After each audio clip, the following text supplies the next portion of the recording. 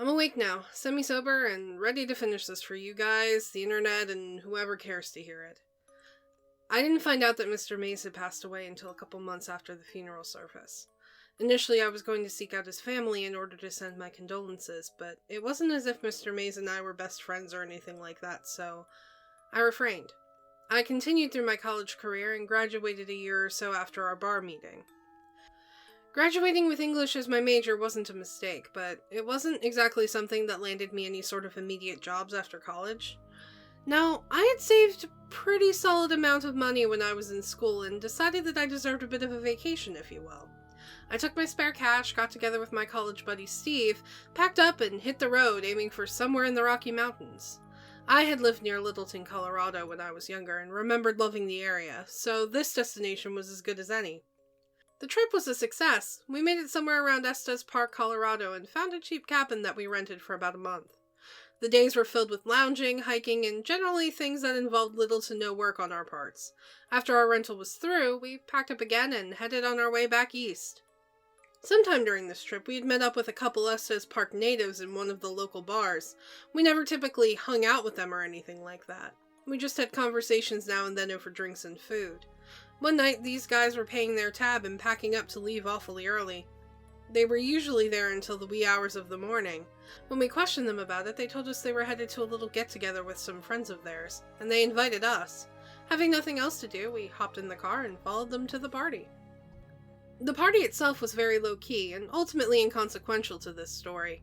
However, the important thing about it was that at some point in the night, we were all sitting around the fire and swapping ghost stories. At this point in my life, I wasn't as much of a ham as I was in my younger years, but with a little bit of encouragement, I started on a couple of stories that I remembered telling in my youth. Eventually, I made it to Mr. May's story about the showers. Every time I had told it after hearing it from Mr. Mays, I had spiced it up a little bit.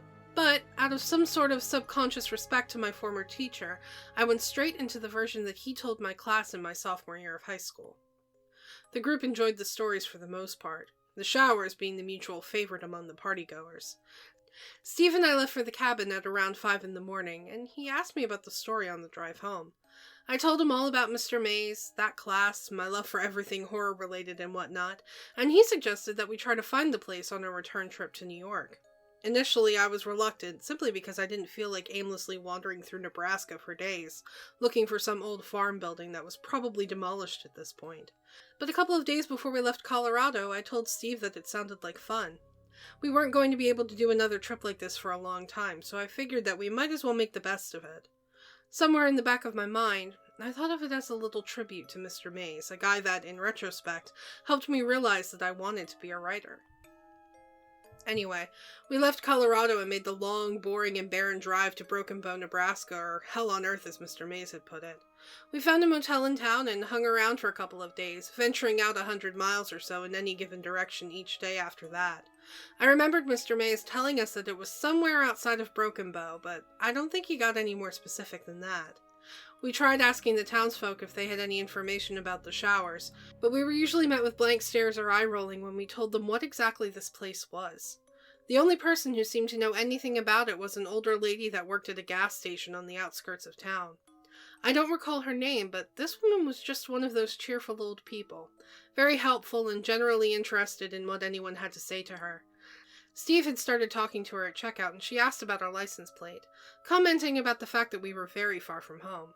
We had nowhere in particular to be, so Steve and I ended up talking to this woman for about 15 minutes, at which point we brought up our hunt for the place known as the Showers. Initially, the name didn't ring any bells with the woman, which made sense, seeing as Mr. Mays had just given it the name after his experience there. But when I began to describe the details that I remembered from this story, the friendly old woman interrupted me. Her tone was not scornful or mean in any way, but she became very terse and deliberate with her words from that point on. People don't deal with anything relating to that sort of business around here anymore. That was all a long time ago. Following her statements, she attempted to be cheerful again, excusing herself to the restroom and wishing us the best on our return trip to New York. Steve and I returned to the car without a word. Both of us were thinking about what that lady had said. Again, she didn't seem to be angry at all. She just didn't want to hear another word about it. We were driving back to the hotel before Steve said something. I mean, If I had to live in a place associated with some urban legend like that, I would totally mess with anyone who asked about it. I mean, eventually you'd just get tired of people asking about it, and so you just try to scare them to get them to shut up, wouldn't you?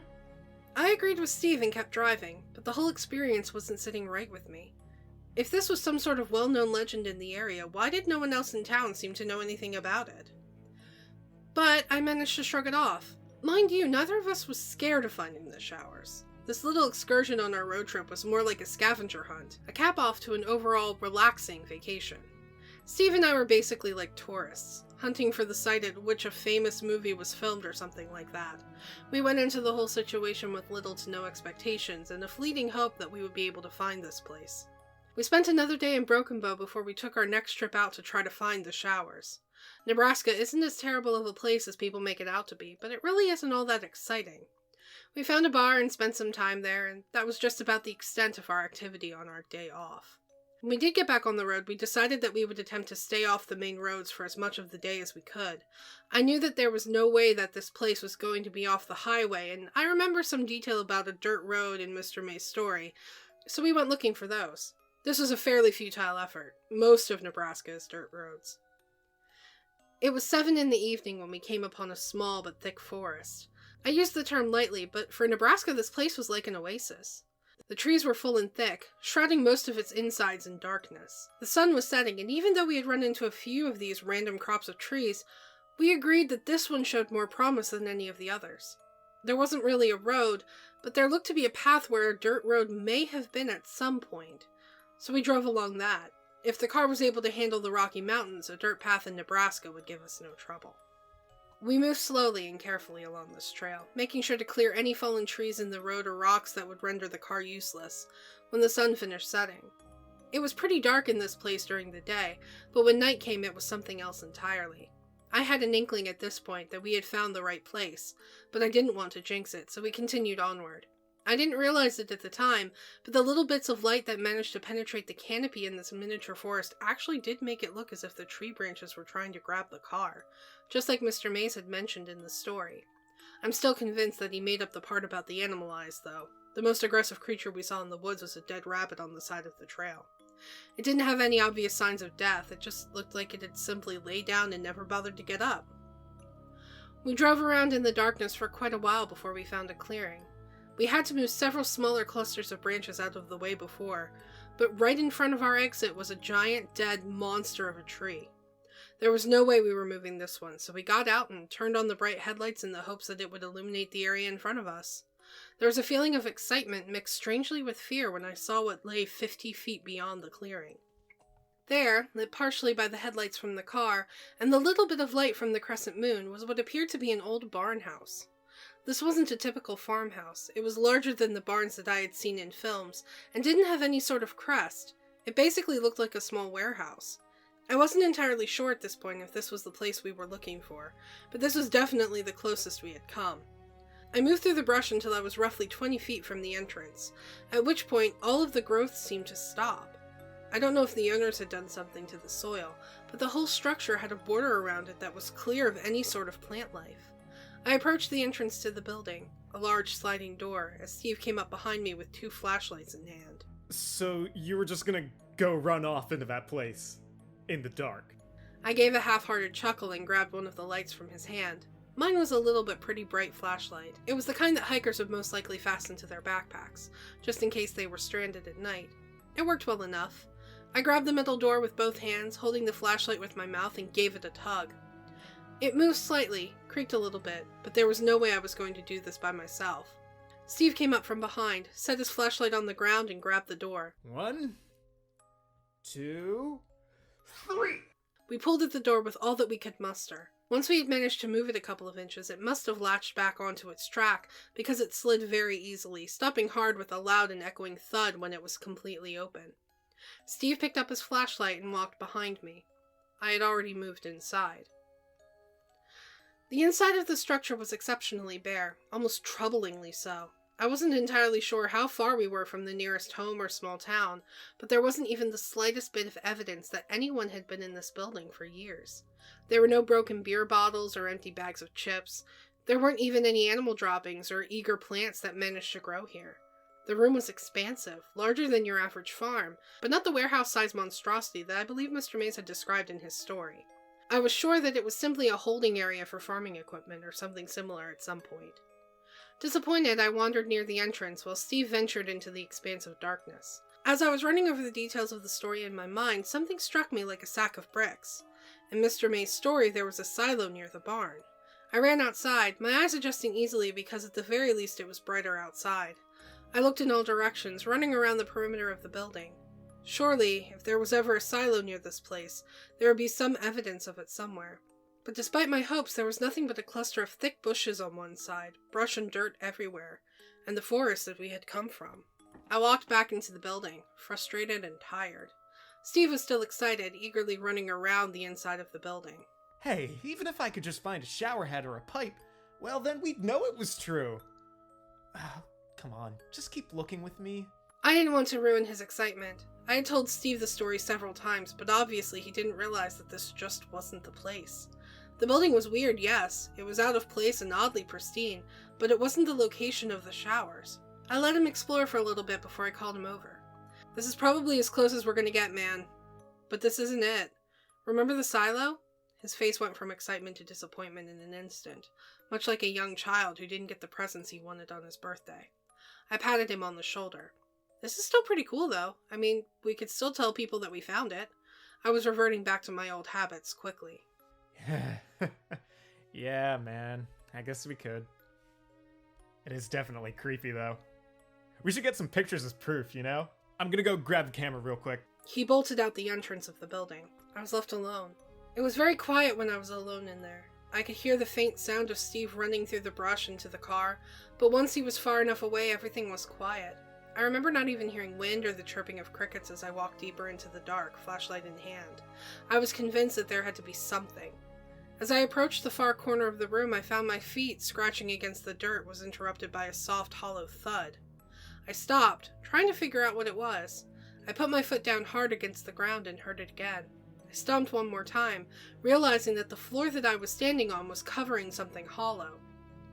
I walked to the wall of the room, looking carefully at the floor to try to spot any holes or gaps. As far as I had known, it was solid ground that this thing sat atop, so I was convinced that I found a hatch or a basement or something. I heard Steve coming back through the brush as I shouted, "Steve! Come over here, it's hot!" As I went to say the word hollow, I hopped a little bit, hoping to recreate the sound so that he would be able to hear it upon entering the door. The second my feet made contact with the floor, I felt it give out beneath me. The memory of the fall is fuzzy, but I do recall hearing wood splinter. I remember seeing the light from Steve's flashlight falling away into complete darkness. It wasn't a long fall, but I must have fallen in a terrible position because I know that I lost consciousness for several seconds at least. When I woke up, I was staring at a bright light.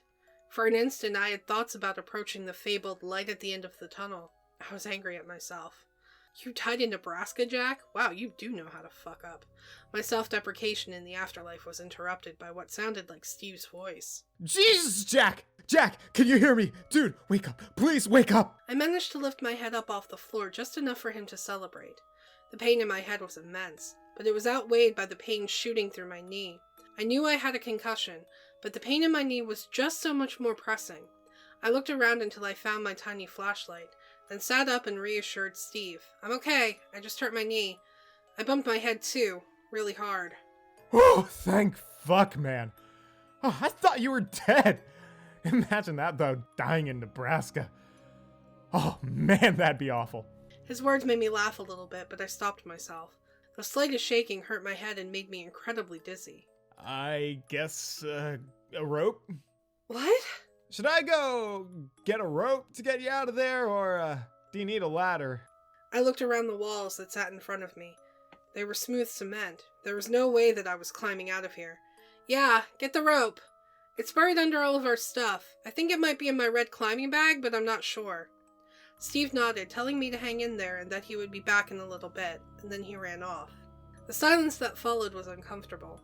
After the sound of Steve's feet scraping the floor above me faded away, I was only able to hear that buzzing that occurs in total silence, intertwined with the pulsing in my head.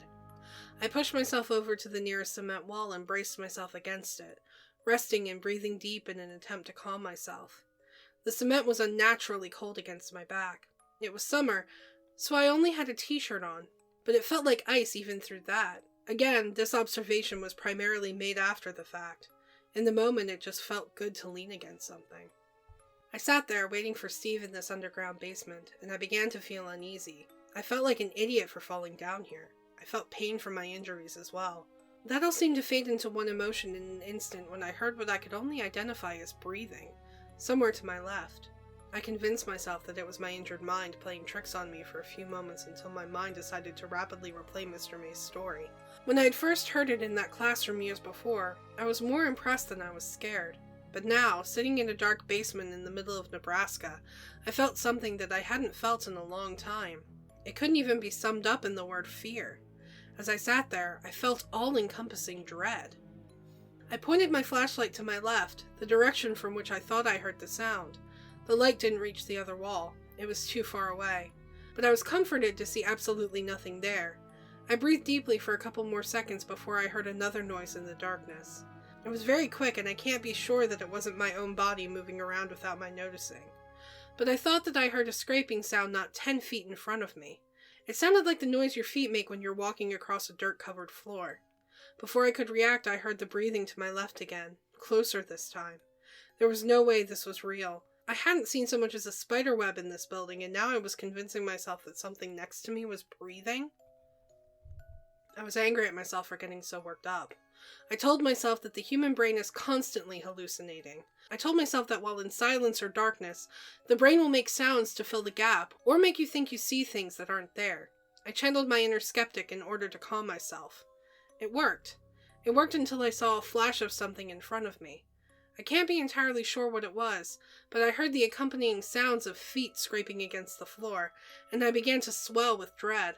I decided that the best course of action at this point was to turn off my flashlight, assuming that if they couldn't see me, they couldn't get to me, whatever they might be. I turned off my flashlight and was left in complete and total darkness. The bulb of the flashlight faded as it cooled, and I put it into my pocket, simultaneously pushing back against the cold cement wall in an attempt to stand. I managed to get up on my foot, and found that I couldn't stand to put any pressure on my injured knee. I limped to the corner, humming to myself, trying to break the deafening silence. I called for Steve as loud as I could manage, but heard no response. He was probably in back of the car, still hunting for the rope. There had to be a ladder or something, somewhere. I continued to hum, and my heartbeat, which had been beating almost out of my chest, slowed to a manageable rate. I moved along the cement wall, keeping my whole body against it and the weight off my injured knee. I had traveled what I guessed to be about 10 feet when my head made contact with something in front of me. I tumbled to the ground. My concussion must have amplified the pain because it was blinding. I reached both hands to my forehead when I felt something warm and wet with my fingers. I searched for a cut anywhere on my forehead, but couldn't find one.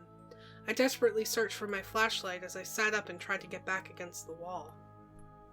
I grabbed the light in my right hand, bracing against the wall with the other. I turned it on and pointed it into the darkness where I was just lying.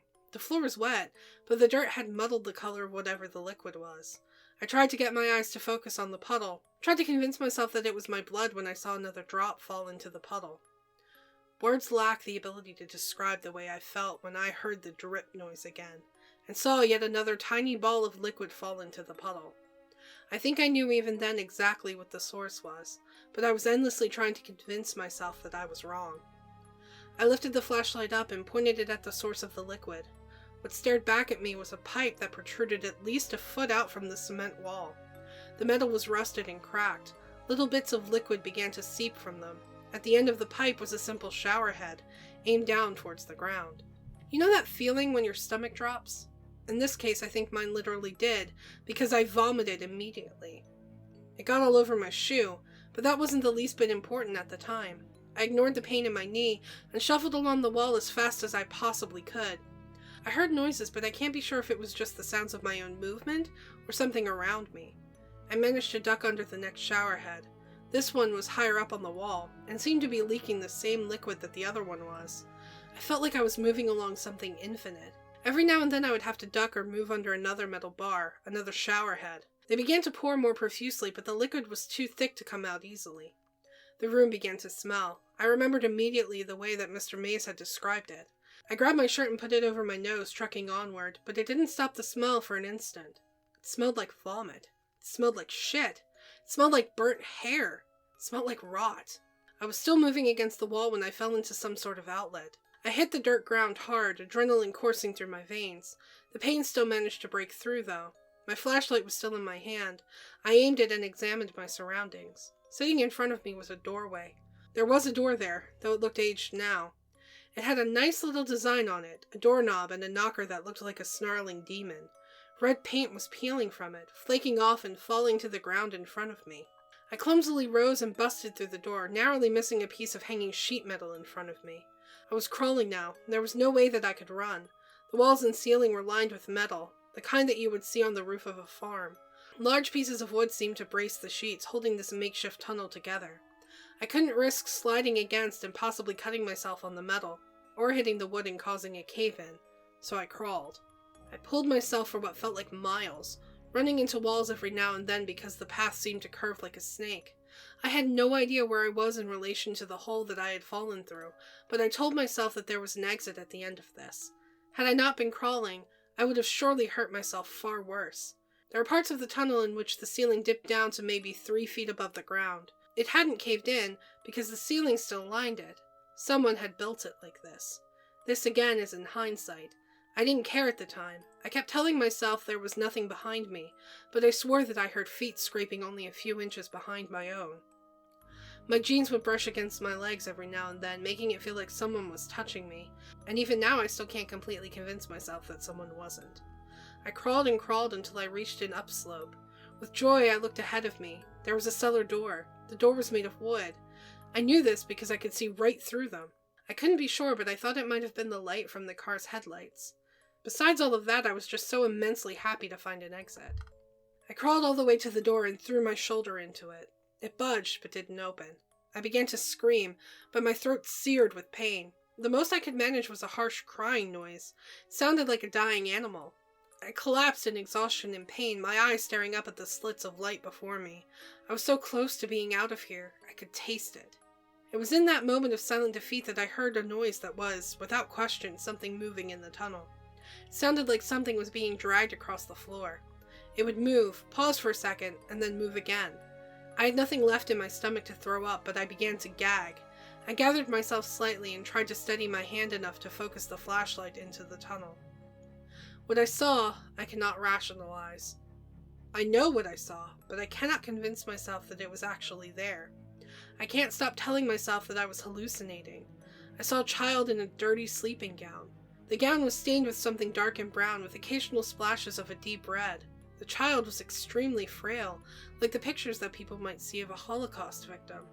I could only make out one eye, brightly reflecting the light of my flashlight, in between huge tufts of long, dirty hair.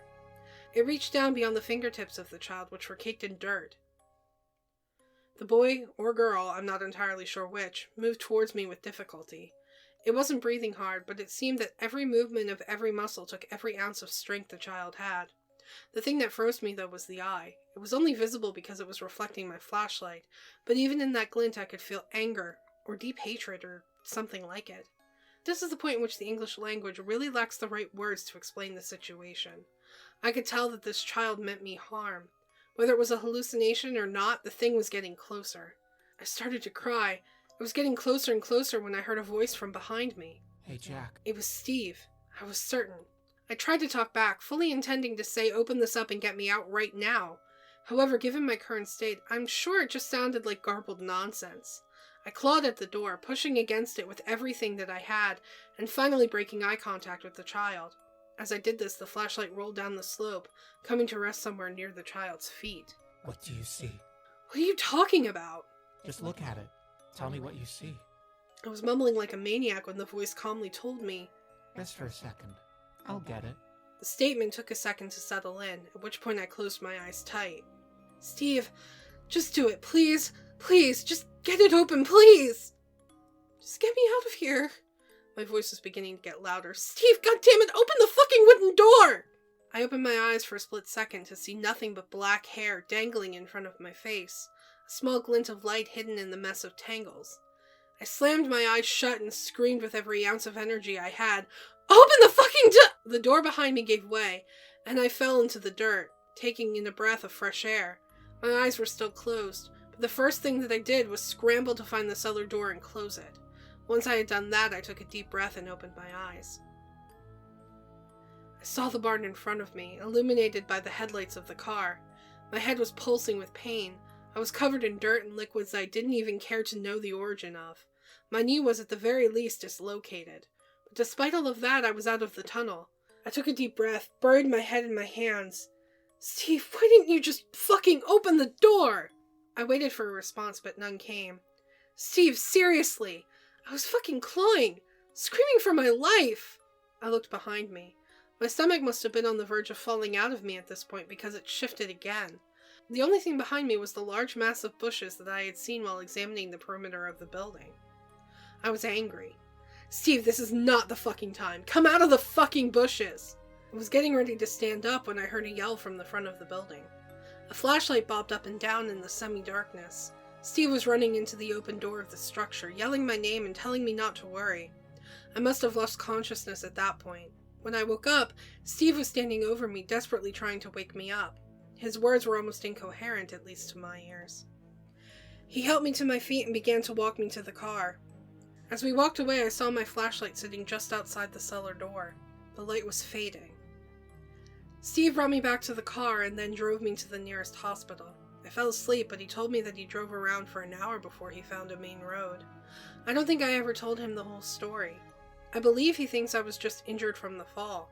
He never really asked about it, and we didn't stay in contact for much longer. It's not like we deliberately parted ways, we just sort of stopped hanging out after that trip and went our separate ways. I have never been able to fully understand what happened that night. There are many things that I can explain away as being hallucinations, but there are still many things that don't make sense. The shower heads were there, and they were leaking something. The door was real, the tunnel was real. Most everything else can be semi-rationalized if I can convince myself that I had a very bad concussion. A very, very bad concussion. But the one thing that I couldn't have imagined was that the cellar door was locked. And then it suddenly wasn't. I am as skeptical as I have ever been. But I believe in what happened to me at the showers. I'm not a hermit or a social retard because of this. I drink a lot, but I'm still functional. But I will never return to Nebraska. No one will ever be able to convince me otherwise. I don't watch horror movies either. There's absolutely nothing entertaining about being so desperately scared. That's it, really. There's no typical ending for my story. I was changed by my experience, yeah. But there's no way to change anything about it or fight back against it. I can't even convince myself that I wasn't just seeing things. Believe me, I've been trying for years. Prior to this, there was really no way to find any information on the showers. The legend didn't extend outside the classroom of Mr. Mays. No one told stories like this to keep children away from a certain place or to scare them. It just wasn't known. I guess that's really the point of this whole story. I want people to know firsthand what this place is like. Maybe it is a drunk's rationale or the kid inside me wanting to spread these kinds of stories again. I don't know. I don't care. But it's out there now, for people to mold and warp to their needs. Most importantly, it's finally out of my head. It's getting late, and I'm getting another drink. Cheers.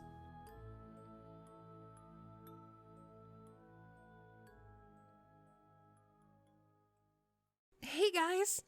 Do you like our content? Do you want to support the show? Click the link in the description below to visit our donation page. All proceeds go towards new and better equipment and games you want to see us play. Everyone who donates will get a special shout out at the end of future videos, and we're currently working on setting up some special perks for you. If you don't want to donate, that's okay too. You can support us by subscribing and clicking that bell icon so you get notified whenever we put out a new video. Thank you so much for checking out today's story. A huge thank you to my friends Melle, Teich, and Ozzie Sneddon for helping me out today. Make sure to give them some love. Links in the description down below. If you'd like to check out yesterday's story, click that box on the left. Or, if you'd like to see something a little different, click that box on the right to check out our latest Let's Voice Act series. Thanks for watching! Stay creepy, everybody!